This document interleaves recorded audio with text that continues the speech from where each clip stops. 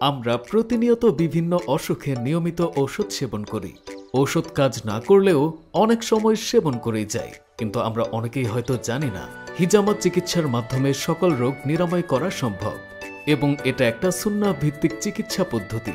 যারা দৈনিক ব্যায়াম করার সময় পান না, অন্তত 3 মাস বা 1 বছর পর হিজামা ট্রিটমেন্ট নিতে পারেন। এটি আপনার স্বাস্থ্যের জন্য অনেক উপকারী। হিজামা চিকিৎসা দূষিত রক্ত বের করে মেরুদণ্ড শক্ত করে এবং দৃষ্টিশক্তি প্রখর করে।